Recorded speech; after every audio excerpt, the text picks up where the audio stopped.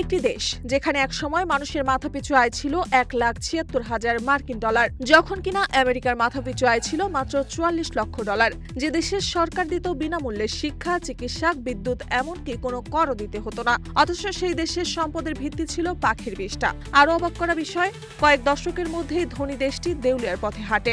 এখন বিশ্বের সবচেয়ে স্থূল জনগোষ্ঠীর একটি এই দেশ। ধূমপানের হারও বিশ্বের সর্বোচ্চগুলোর মধ্যে। একসময় কালো টাকা সাদা করার কেন্দ্র হিসেবে পরিচিত দেশটি এখন আয়ের বড় অংশ পায় অস্ট্রেলিয়ার শরণার্থী শিবির পরিচালনা থেকে।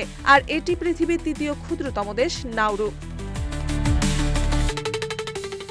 হাজার হাজার বছর ধরে লাখো সামুদ্রিক পাখির ফেলে যাওয়া গুয়ানো বা বিষ্ঠা সময়ের সঙ্গে উচ্চমানের ফসফেটে পরিণত হয়। স্বাধীনতার পর এই ফসফেট উত্তোলন শুরু হলে অল্প সময়ে নাউরু বিশ্বের অন্যতম ধনী রাষ্ট্রে পরিণত হয়। 1970-এর দশকে মাথাপিছু আয়ের দিক থেকে দেশটি ছিল বিশ্বের শীর্ষ ধনী দেশগুলোর একটি। বিলাসবহুল গাড়ির ছড়াছড়ি ছিল, যদিও পুরো দ্বীপে ছিল মাত্র একটি প্রধান সড়ক।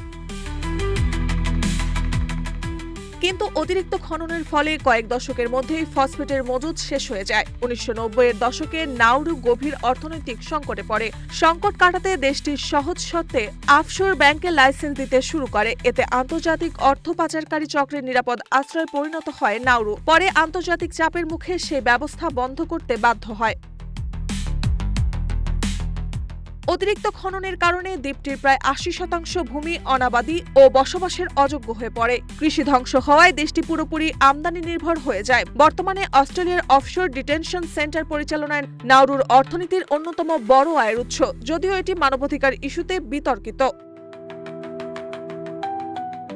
কৃষিজমি হারানোর পর মানুষের ক্যানজাত ও প্রক্রিয়াজাত খাবারের ওপর নির্ভরশীল হয়ে পড়ে। বিশ্ব স্বাস্থ্য সংস্থার তথ্য অনুযায়ী দেশটির প্রায় 94% মানুষ অতিরিক্ত ওজনের এবং 70%-এর বেশি স্থূলতায় ভুগছেন, যার ফলে টাইপ 2 ডায়াবেটিক্সের হারও বিশ্বের সর্বোচ্চগুলোর একটি। পাশাপাশি প্রায় অর্ধেক মানুষ নিয়মিত ধূমপান করেন, ফলে হৃদরোগ ও স্ট্রোকে মৃত্যুর হারও অনেক বেশি। নাউরুর গল্প দেখিয়ে দেয় প্রাকৃতিক সম্পদের উপর একক নির্ভরতা, পরিকল্পনাহীন উন্নয়ন ও দূরদর্শিতার অভাব কিভাবে কয়েক দশকের ব্যবধানে বিশ্বের অন্যতম ধনী দেশকে অর্থনৈতিক, পরিবেশগত ও স্বাস্থ্য সংকটে নিমজ্জিত করতে পারে।